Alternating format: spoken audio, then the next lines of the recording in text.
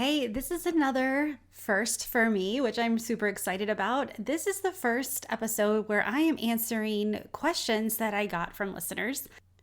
And today's episode is specifically questions on the Enneagram. I have 3 questions that are pretty basic things that you need to know about the Enneagram, or things just give you a little more insight, but are also very important to know if you're going to grasp the Enneagram. And I can't wait to share them with you. So I hope you enjoy it and keep those questions coming. Who knows if I'll be able to answer yours next.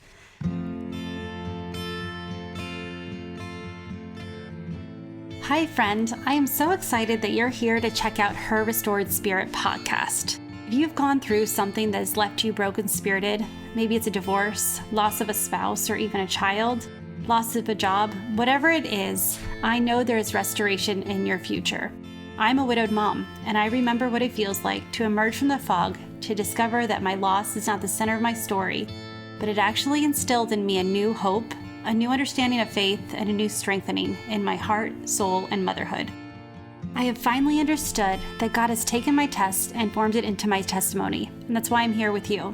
I want you to step into your purpose, into a newfound joy, and to turn a new page in your book, because I believe you are on the brink of full restoration, unlocking a confidence that you didn't know was inside you, and understanding how to live more fruitfully with purpose, joy, and permission to be washed in possibility. It's time, friend, to reclaim your restored spirit.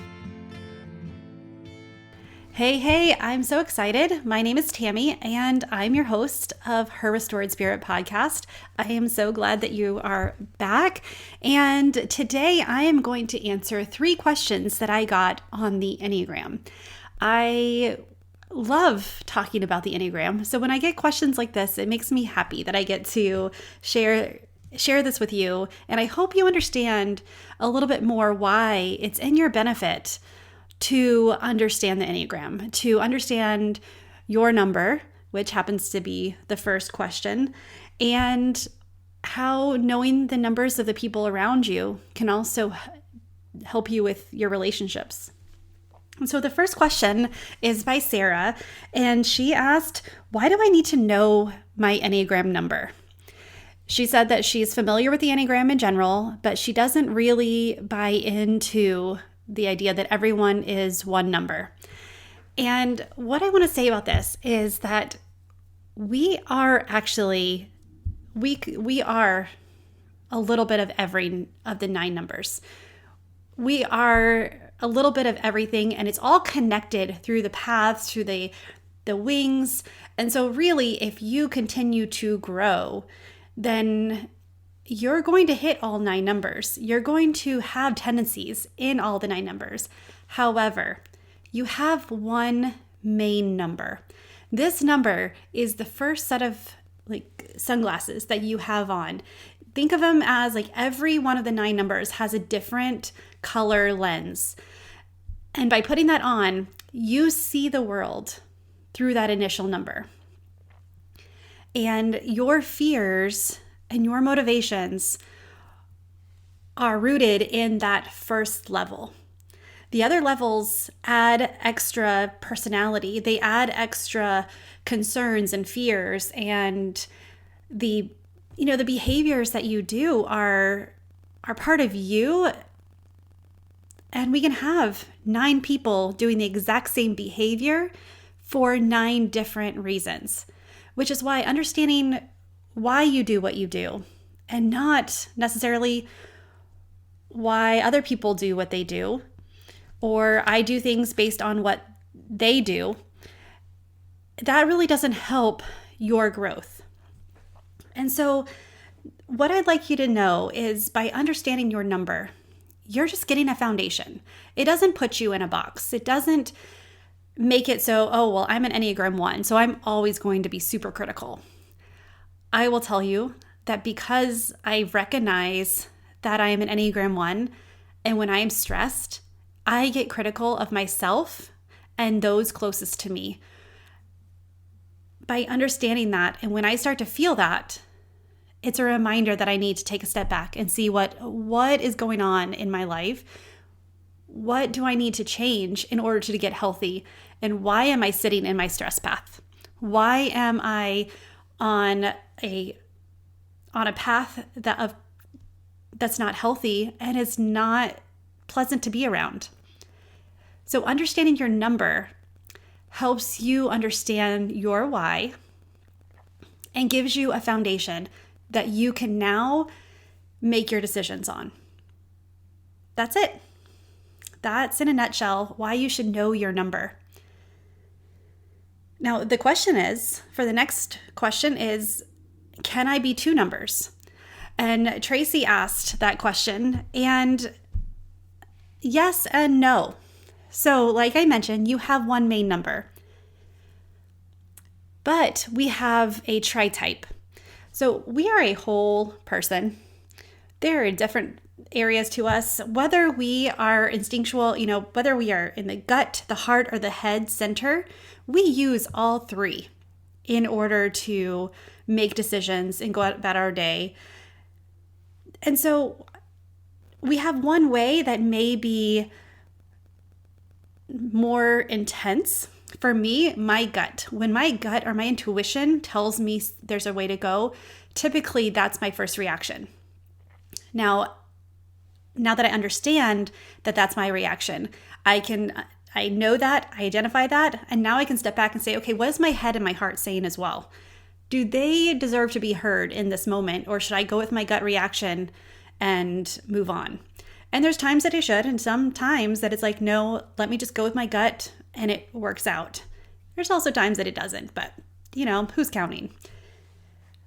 But the idea is that yes, you are only one number, but you are a little bit of every number. You can have two strong numbers. And in fact, you have a strong number in each of the centers. So in the gut, the heart, and the head center. Those are called tri-types. So when you're looking, and this is going deeper into the Enneagram, but this also, there's a lot of people who really grasp it from this point because they realize, okay, like I'm an Enneagram 1, but I also have either 2, 3, or 4 as my second or third number. And then I have a 5, 6, and 7 as well as either my second or third number. So to make this a little clearer, you have a main number in each of the 3 centers. And so for me, I believe, and I'm still trying to settle on it because I feel that as I'm growing, I can pull out more and I see how other numbers can play a part in my life. But I believe that I am my main type is a 1. And then I think that I have a 2 and a 5. So it's a 1, 2, 5 or 1, 5, 2 for my tri-type. And this just means that in the order of preference, in the order of the Enneagram, like those are my strongest numbers. And so I know, especially doing on here, it might be a little confusing and it's throwing around numbers. So this is more when you are studying the Enneagram or you want to know more, you can look more into the tri-type and you can understand how you are wired and how it may seem like you have more than one number that is strong. And again, this is in depth. This is definitely something, it's a fun conversation to have with someone who is also studying the Enneagram and a good friend who's willing to sit and ponder that, because it's just an idea of how do I work? What are my fears? And how do I react to things? Well, the idea of the tri-type kind of gives you that perspective. It gives you a foundation that you can stem from. Do you need to know your tri-type in order to know the Enneagram? No, you don't. You don't. It's fun to learn, and it's, fun for when you're hanging out with other Enneagram nerds.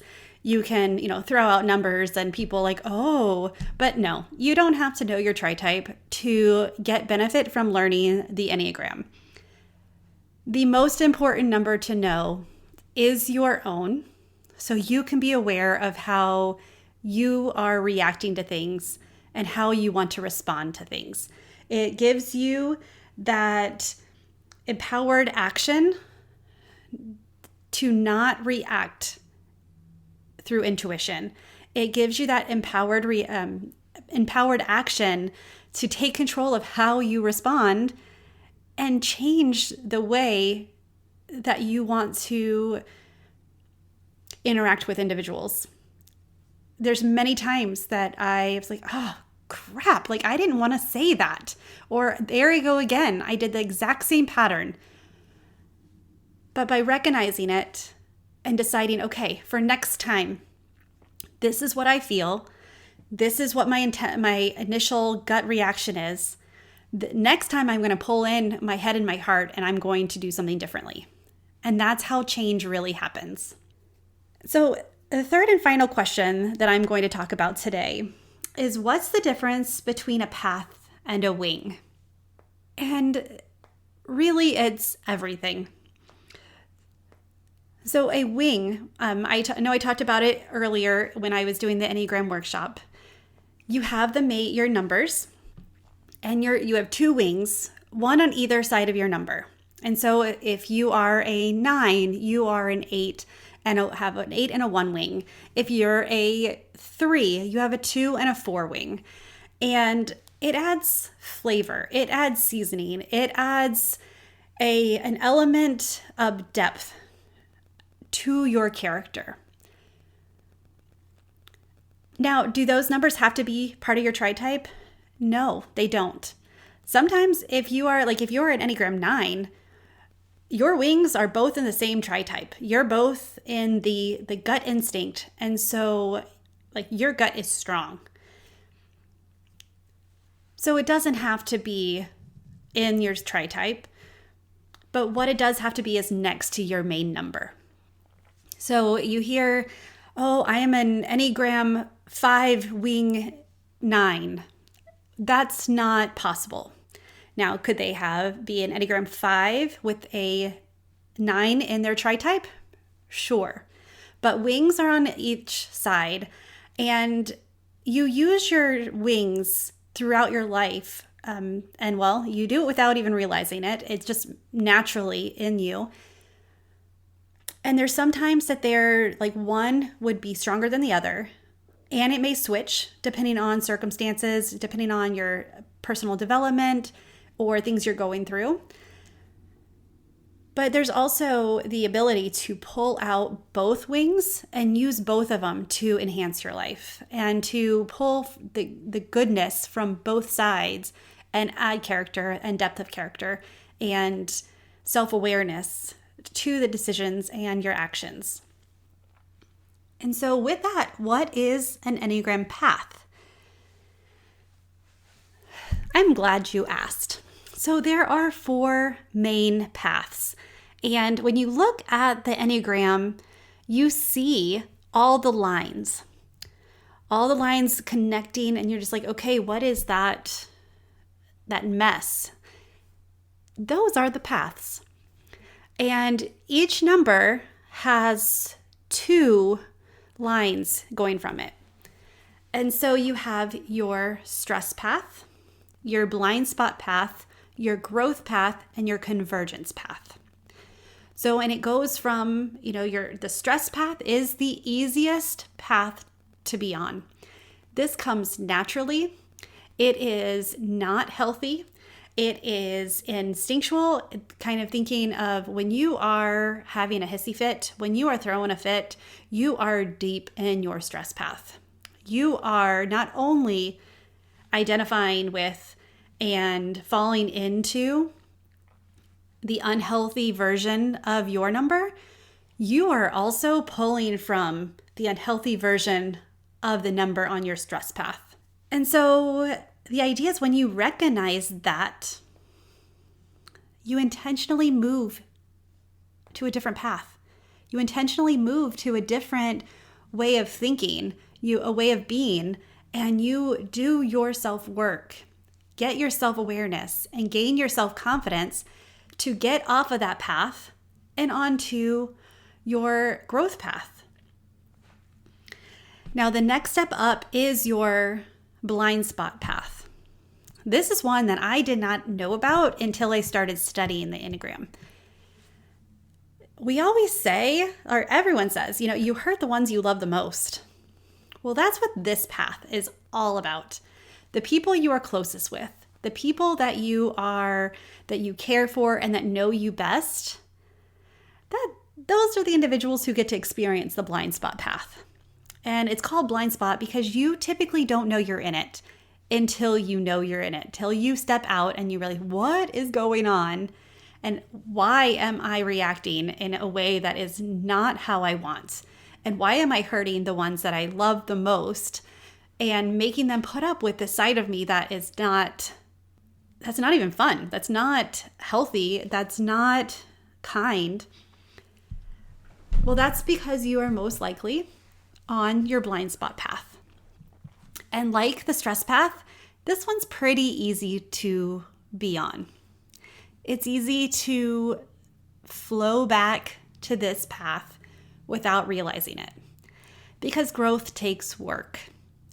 Responding versus reacting takes work and self-awareness, and you have to be intentional about your choices.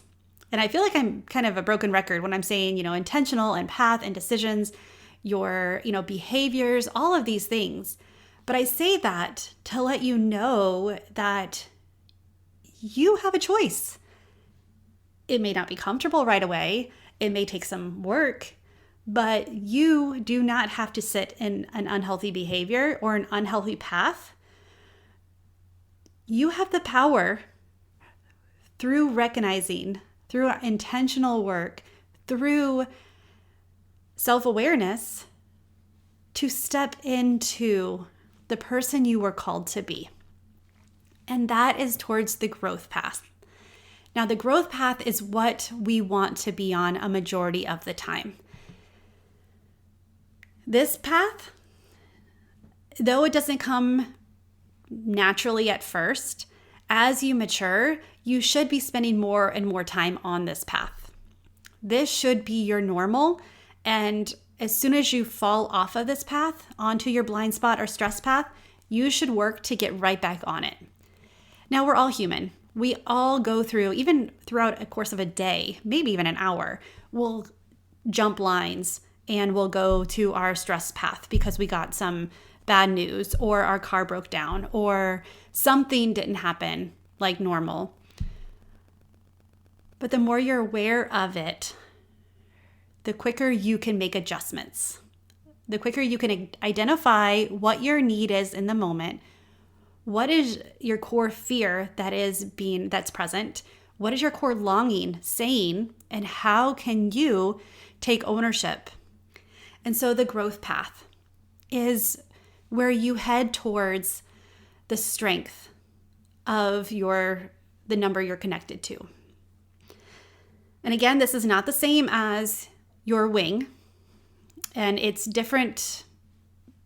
It's a different path for each number, but it's easy if you just look at the picture of the Enneagram and you see the lines, those represent the paths.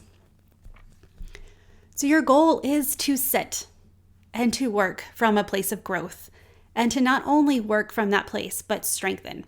Because at that point, you're not only hitting the high side of your number, but you're also hitting the characteristics and embodying the high side of your path, your connected number. And then the fourth number, this is the convergence path. This is you have arrived and you are at ultimate self-awareness and you are enlightened and able to tap into your whole being. As a Christian, I recognize that that's my goal. I also recognize that I'm not going to ultimately get there until I go to heaven. But doesn't mean I shouldn't try. doesn't mean that I should not try to know who I am, because then I know how God created me. And I think it's important to know who you are based on who God says you are. And the convergence path, when I read about what that looks like, really it's the picture of Jesus. And it is the picture of how can I be more like him? Less focused on self and more focused on others. And really embrace who I am, my flaws, my strengths, my weaknesses, my preferences, also the things I don't prefer, for the sake of furthering God's kingdom. And so the convergence path is one that I'm looking forward to achieving when I go to heaven, because I think that's the perfect body. That is Jesus. And that's what we're promised. But until then, it doesn't let me off the hook to try to work towards that. And so when you're working on your convergence path, and there are days that I look at some of the characteristics, and at a small level, I can see how different parts of it I'm starting to embody. But then I quickly get cut off in traffic, and then all of a sudden snap back into my stress path as I'm trying to make sure that I don't get hit. So instantly we can go from path to path. But my ultimate goal is to treat others with such respect and honor that I transcend my needs and do it all for the love of Jesus. So that's the difference between the paths and the wings. And you have both wings and you have paths. Each one add an element of variety and flavor and just gives you a different perspective. And it's how you can have multiple people who are the same main number, but when you look, they can be very different. They can have different behaviors, different focuses, different intentions, but they're all rooted in the same core emotions, the same core fears and core longing and core desires. And it's their wings and their paths that they're on that shapes who they are in the moment and who they're going to be tomorrow. So with that, just to sum up, why do you need to know your number? The more you're aware of why you do what you do, the more you can transcend it. The more you can make it not about yourself, and you can respond in ways that you really want to, and you can grow like you want, and you can really step into who God created you to be. Because I believe He gave us fears and weaknesses so we can turn to Him.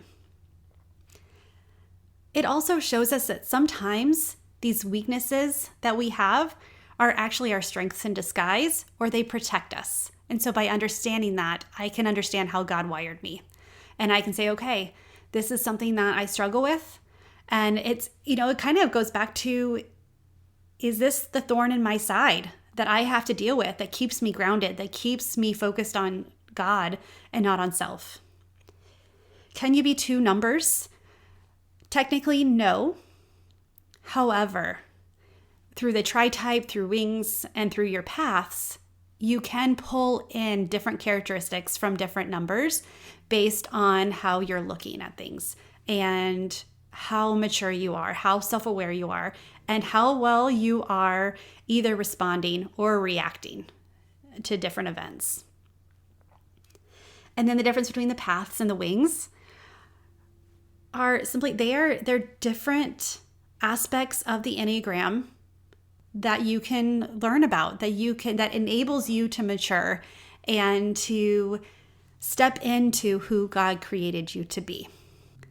So I hope that those questions, I hope that I answered it well for you. I know tri-type, that whole concept is kind of new to people who are not familiar with the Enneagram. So send me your messages, send me your questions, and I don't mind like breaking it down for you and helping you understand that more. But also know that I love talking about this stuff. So if you do have questions or want clarification, or if there's something that you heard that wasn't quite what I said, or I didn't describe it the same way, like come to me. Again, I'm not an expert on the Enneagram. I study it. I love it. I'm certified in the Enneagram, but I don't think that I know everything there is to know. I also know that it's important to really go to the Bible for your identity. The Enneagram is just a help to understand your fears, your core desire, your core emotions, and how God and how Jesus and how the Holy Spirit is actually the answer to all of those core things, the core motivations. God specifically talks about in the Bible your core fear and how he's already solved that for you. And so I really want to encourage you to dig in. I love when I come across a verse that speaks to who I am in Christ and what he has done so I don't have to fear. It helps me to understand how much he loves me and how much he is pleased with me, and how I have a purpose in him that I can embody, that I can use to give myself meaning, and know that everything that I've been through is for a reason, and it's to further his kingdom, to tell others how much he loves them. So I appreciate your questions and your comments, and I will talk to you next week. Bye for now. Hey friend, I hope you loved today's episode. I hope you start to claim the confidence to walk in a judgment-free zone as you continue this healing journey. Now, I want to invite you to look into working with me. I'm a full-time restoration and confidence coach with a background in marriage and family therapy.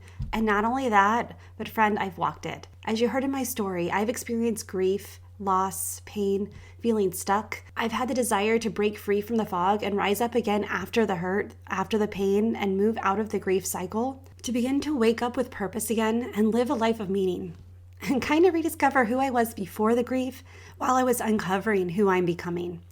And I have been called to help you with the same thing. So if you feel you're ready to step back into the light, wash away the old, not forgetting the past, but stepping into a new position of purpose, confidence, and identity, I would love to be your coach and mentor through the process. I only take a few clients each month and would love to get you on the calendar to help you navigate this journey.